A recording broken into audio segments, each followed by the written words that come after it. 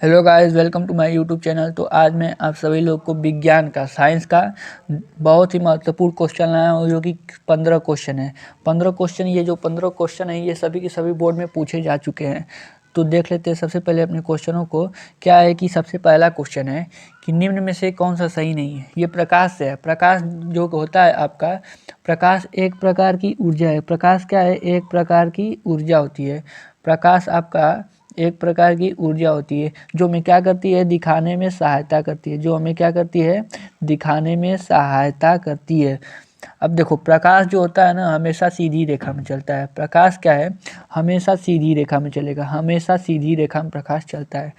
प्रकाश क्या होता है? अनुप्रस्थ तरंग होता है। अनुप्रस्थ मतलब कि प्रकाश हमेशा एक विद्युत चुंबकीय तरंग भी है।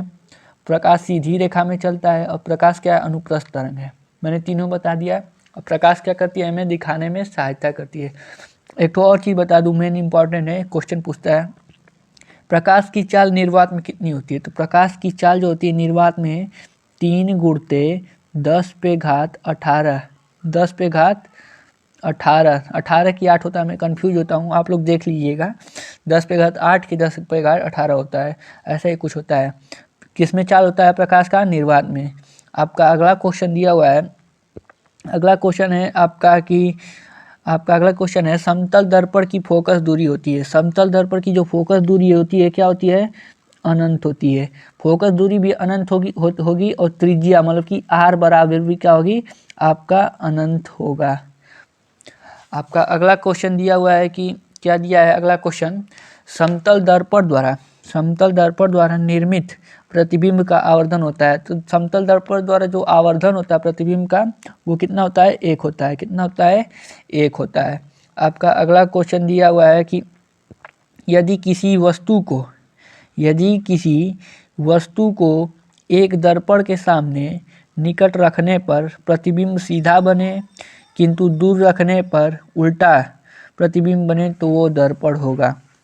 देखो, प्रतिबिंब हमेशा अवतल दर्पण में क्या होता है कि प्रतिबिंब सीधा बने, किंतु दूर रखने पर क्या उल्टा बने। मतलब कि अवतल दर्पण में सभी प्रतिबिंब जो होता है उल्टा बनता है। बस उसमें एक ही कंडीशन जो होता है, एक कंडीशन में प्रतिबिंब जो है सीधा बनता है। कब बनता है? जब वस्तु क्या हो?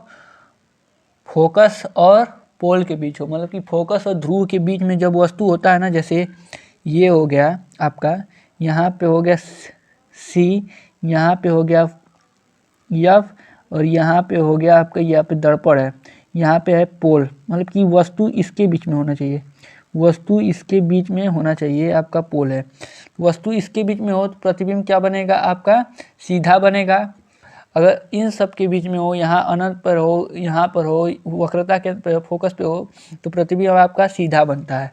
तो बोल रहा है, आपका क्वेश्चन बोल रहा है कि यदि किसी वस्तु को एक दर्पण के सामने रखने पर प्रतिबिंब सीधा बने, किंतु दूर रखने पर प्रतिबिंब उल्टा बने। यहाँ पे दर्पण के सामने रखोगे तो प्रतिबिंब हमेशा सीधा बनेगा, फोकस और पोल के बीच में, और दूर रखोगे तो प्रतिबिंब क्या बनेगा? उल्टा। तो किस में बनता है? ये आपका अवतल दर्पण में बनता है। किस में बनता है? अवतल दर्पण। यही आपका आंसर हो जाएगा। अगला क्वेश्चन दिया हुआ है। अगला क्वेश्चन क्या है देख लेते हैं। क्वेश्चन नंबर 5 दिया हुआ है किसी प्रतिबिंब का, यहाँ पे गलत हो गया है,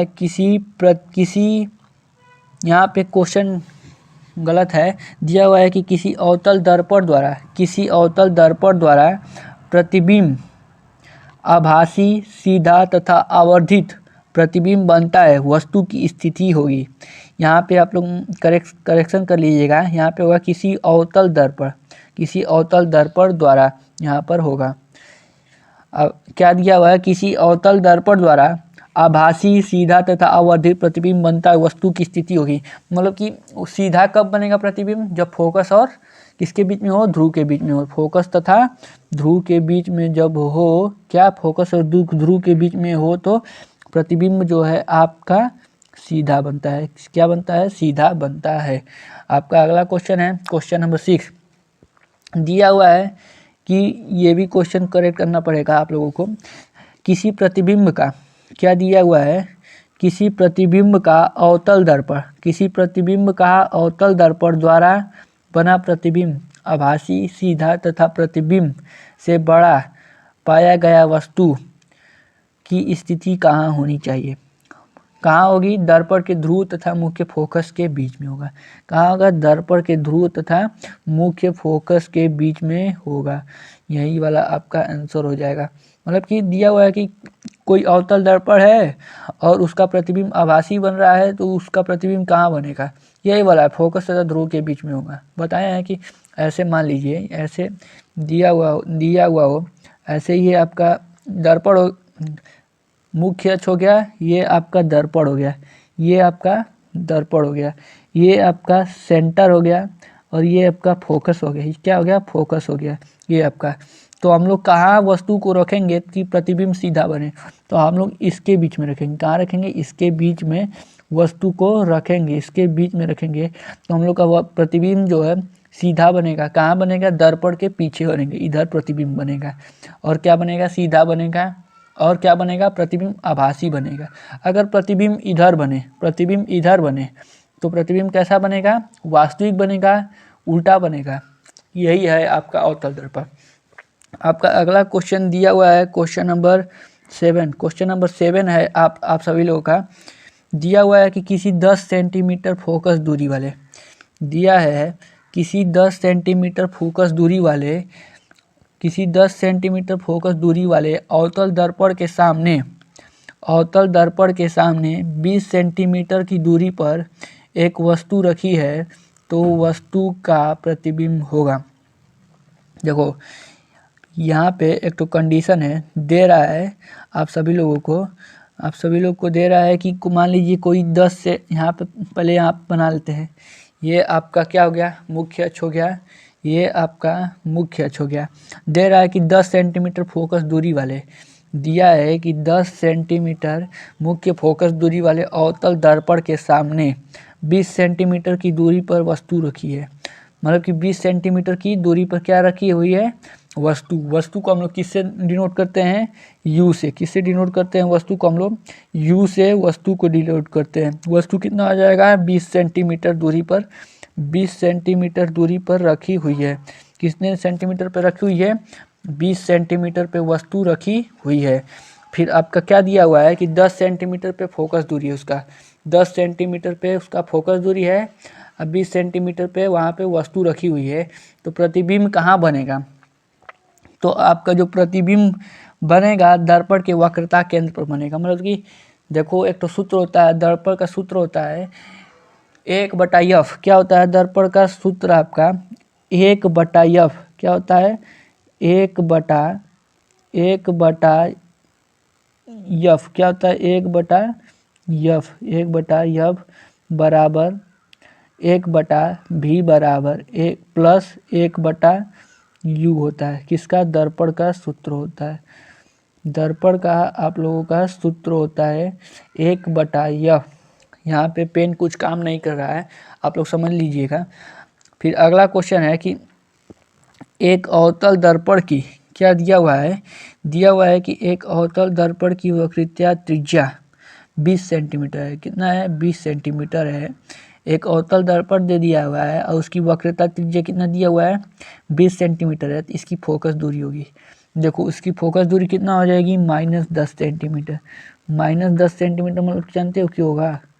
-10 सेंटीमीटर, क्योंकि उसकी अवतल दर्पण जो होता है हमेशा उसकी फोकस दूरी माइनस में हो जाती है। उसकी फोकस दूरी क्या होगी? माइनस में होगी। क्या होगी? माइनस में होगी। और उसकी वक्रता त्रिज्या कितनी दी हुई है? 20 सेंटीमीटर उसकी वक्रता त्रिज्या दी हुई है। तो वक्रता त्रिज्या की क्या होती है? आधी होती है फोकस दूरी। तो कितना हो जाएगा? -10 आपका आंसर हो जाएगा। अगला क्वेश्चन है, किसका दृष्टि क्षेत्र सबसे अधिक होता है? तो देखो, सबसे अधिक दृष्टि क्षेत्र जो होता है आपका उत्तल दर्पण का होता है। उत्तल दर्पण में जो है कि प्रकाश ऐसे होता है, उत्तल दर्पण हो गया, ऐसे प्रकाश को फैला देगा, ऐसे प्रकाश को फैला देगा। ये हो गया आपका उत्तल दर्पण। उत्तल दर्पण में क्या होता है? दृष्टि क्षेत्र क्या होता है? ज़्यादा होता है। उत्तल दर्पण में आपका दृष्टि क्षेत्र ज़्यादा होता है। यहाँ पे ये वाला आंसर हो जाएगा। आपका अगला क्वेश्चन है, अगला क्वेश्चन दिया हुआ है, उत्तल दर्पण से बनने वाले प्रतिबिंब की प्रकृति है। देखो, उत्तल दर्पण से प्रतिबिंब कैसा बनता है, तो आभासी बनता है और कैसा बनता है, सीधा बनता है, आभासी और सीधा बनता है। यहाँ आपका ये वाला आंसर हो जाएगा। क्वेश्चन नंबर 12 क्या है, मैंने बताया था अवतल दर्पण में प्रतिबिंब हमेशा वास्तविक बनेगा, उत्तल दर्पण में आभासी बनेगा। एक कंडीशन होता है अवतल दर्पण में कि फोकस और ध्रुव के बीच में अगर प्रतिबिंब रहेगा, फोकस और ध्रुव के बीच में अगर वस्तु रखा गया हो, फोकस और ध्रुव के बीच में अगर वस्तु रखा गया हो, वस्तु मान लीजिए ये वस्तु है, तो प्रतिबिंब आपका कहाँ बनेगा, सीधा बनेगा और वास्तविक आभासी बनेगा। आपका अगला क्वेश्चन दिया हुआ है। अगला क्वेश्चन है कि किसी दर्पण से आप चाहे कितनी ही दूर पर खड़े हों, आपका प्रतिबिंब सीधा प्रतीत होता है। संभवतः दर्पण है, देखो हमेशा प्रतिबिंब कब सीधा होता है, या तो समतल या तो उत्तल। देखो सीधा हमेशा कब प्रतीत होगा, तो उत्तल दर्पण में। उत्तल दर्पण में और समतल दर्पण में जो है कि प्रतिबिंब हमेशा सीधा प्रतीत होता है। आप लोग इस बात को नोट कीजिएगा। आपका अगला क्वेश्चन है, अगला क्वेश्चन दिया हुआ है कि एक उत्तल दर्पण की फोकस दूरी 10 सेंटीमीटर है, तो वक्रता त्रिज्या होगी। तो वक्रता त्रिज्या कितनी हो जाएगी, जल्दी बताइए। ये मैंने आप सभी लोग को बताया है। देखो वक्रता देखो इसका दिया हुआ है, एफ बराबर आपका दे दिया हुआ है 10 सेंटीमीटर। तो हमने पहले ही बताया था कि जो आर बराबर होता है, आर बराबर क्या होता है, आर बराबर 2f होता है। क्या होता है, 2f मैंने बताया था। तो जो त्रिज्या होती है फोकस दूरी के दुगुनी होती है। तो यहाँ पे उत्तल दर्पण है, उत्तल दर्पण में क्या होता है, हमेशा प्लस में होता है। तो 10 का दुगुना कितना हो जाएगा, आपका 20 सेंटीमीटर, यही आंसर हो जाएगा। अगला क्वेश्चन क्या है, कांच का अपवर्तनांक अधिकतम होता है। तो मैं बता दूं, कांच का अपवर्तनांक जो होता है सबसे ज़्यादा बैगनी रंग में होता है। सबसे ज़्यादा कांच का अपवर्तनांक किस में होता है, तो बैगनी रंग में होता है। कांच का अपवर्तनांक सबसे ज़्यादा किस में होता है, तो बैगनी रंग में होता है। बैगनी रंग में सबसे ज़्यादा कांच का अपवर्तनांक होता है। अगला क्वेश्चन है, जैसे दिया हुआ है कि एक गोली दर्पण की, क्या दिया हुआ है, एक गोली दर्पण की फोकस दूरी एफ और वक्रता त्रिज्या में अभिष्ट संबंध है। देखो क्या होता है अभिष्ट संबंध, मतलब हमने बताया था, क्या बताया अभी, आर बराबर क्या होता है 2f। क्या होता है 2f, मतलब कि जो त्रिज्या होती है फोकस की दूरी होती है। तो यहाँ पे ये वाला आंसर सही हो जाएगा। अगर वीडियो अच्छा लगे तो मेरे चैनल को सब्सक्राइब करें तथा अपने दोस्तों को वीडियो को शेयर करें। Thank you, thanks for watching. बने रहे मेरे चैनल पर।